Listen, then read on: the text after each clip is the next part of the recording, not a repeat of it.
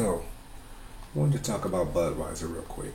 The reason I wanted to talk about this is because I was working with a couple of other retail traders in a group that I work in, and we talk opportunities and things of that sort. And for some reason, um, one of the retail traders in our group, was interested in a call on Budweiser. This was about last week. So if you see the bottom of the chart where the um, date is around 11:11. So like last week, he wanted calls on Budweiser, thinking that Budweiser, was in position to make a call on. I'm basically thinking that this green bar that I pointed out was like some level of strong support. I get it where that might have came from, seeing that there was a reaction when price was there last time. The previous two times when price action got there, but not so much this time. And I just wanted to talk about the fundamentals first. The company's earnings and fundamentals are kind of shot for a person to be trying to go long on. So I just wanted to speak to that real quick. I'm using this application. A lot of you guys might have seen it before. If not, I suggest that you take a look at it. Pretty much has everything in terms of all the information on any stock that you want to look up, all of the fundamentals regarding it. And no sooner than I went to Budweiser and the fundamentals inside of Forecaster, just I didn't even get a chance to scroll around, but I noticed that the company has a high risk of bankruptcy, and that has to do with several factors. One of the reasons why it's not going to be good for an investor because it's paying out very very low dividends to this point.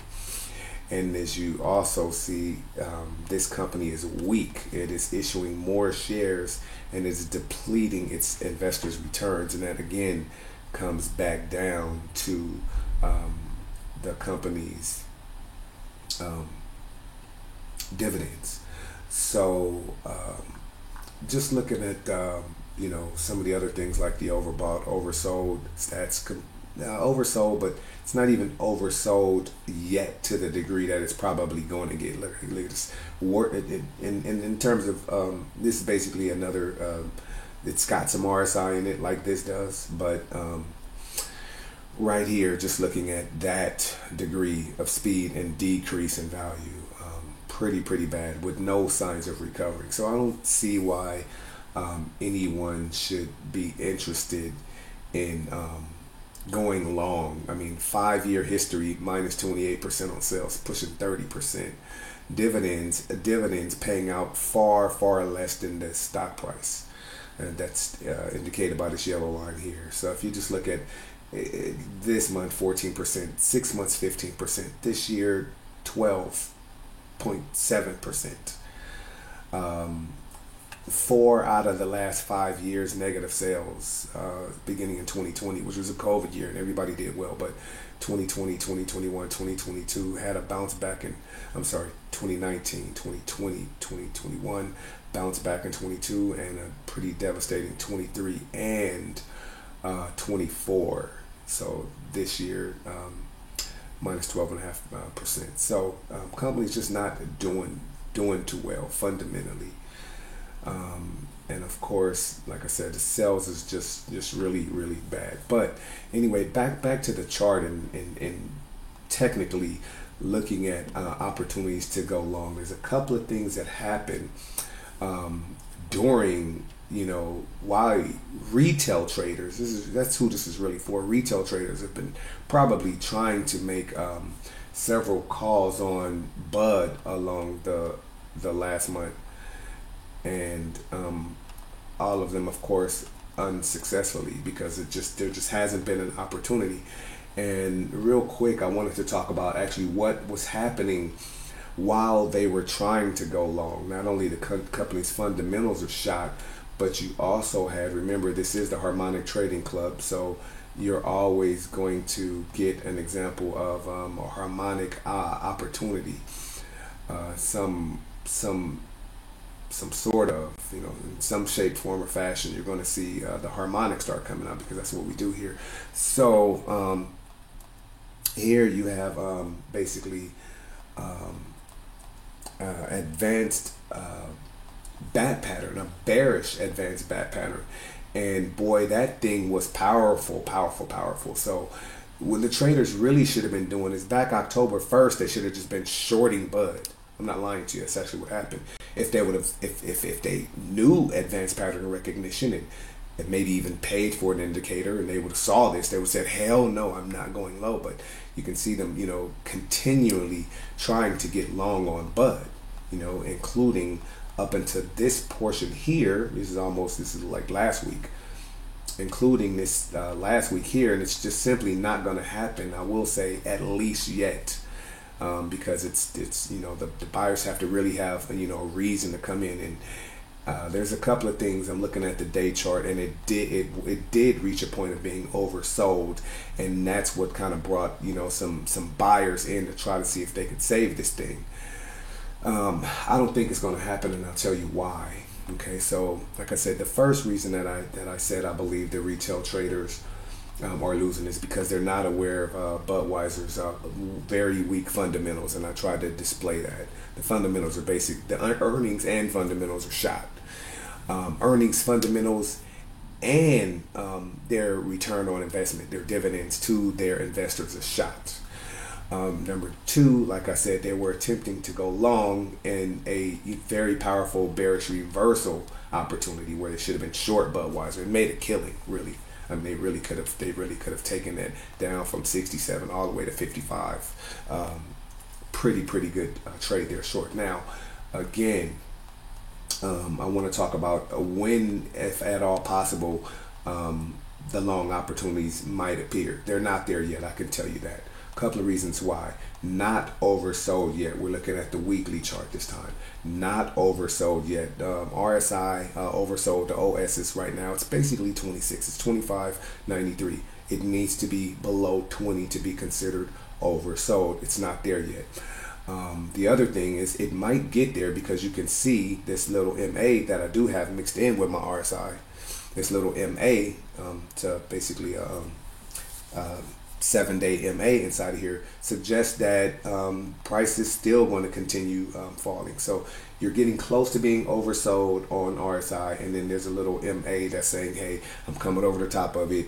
It kind of is going to go lower. Now, in terms of where the opportunity might lie, I'm looking at this basically this swing low here to this high up here. I'm looking at those two areas, and I'm seeing the retracement down to the, let me bring this on, retracement down to the 50% retracement. So this is 50% of the way down, but does not touch the 61%. Okay, so from the low to the high, the retracement is 50, but does not touch the 618. That lets me know that the completion, the D-leg completion is down here at 53.49. And this again would be another bat pattern. So you had a bearish bat pattern to get us here, and then you're going to have a bullish bat pattern to try to bring us back. But that's only if price action can get down to, like I said, that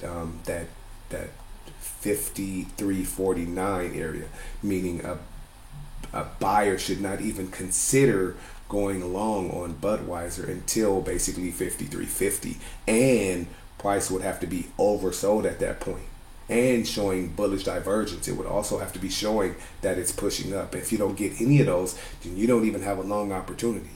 And I'm not even sure that that will work. Now, I will say, if it did, then yeah, you'd be looking at a pretty decent ride. You'd be looking. I'm not saying that you would retest. I think that what would happen is, from this double top here, basically a double top sort of, I think that you could look for a 618 retracement as a target, because it'd be hard to really find out like how far can this thing go, as terrible as it's doing. So 618 retracement of the right side shoulder, or that double top, down to the entry of your completed bat pattern, right? And then you can have an opportunity that looks something like this, which is not bad. That's if it were to happen. I don't believe that it's going to happen. It's possible because, like I said, there has been some reactions around these price levels. Right there was a good one. And back here, this is back in 2022, there was a good run. So I'm not saying that it can happen. It's possible because the buyers, depending on the condition, depending on the price, they want it at a good price. People don't want to buy Budweiser at $60. They'd rather buy Budweiser at $53.50. Buy low, sell high. Okay. Now, last but not least, I'm gonna clean that up and we're gonna get out of here. When I go back and I start looking at Budweiser long term, let's say I look at it on the 12-month chart, technically Budweiser is getting close to where it was when the company, went public in 2009 on the market. It's getting close there. Actually, there was a price action, a wick that sucked down and reached past it, back down to $32 basically. And it looks like price action still wants to go back down somewhere, at least retest the previous year in 2023. Maybe even retesting 2022. We don't know.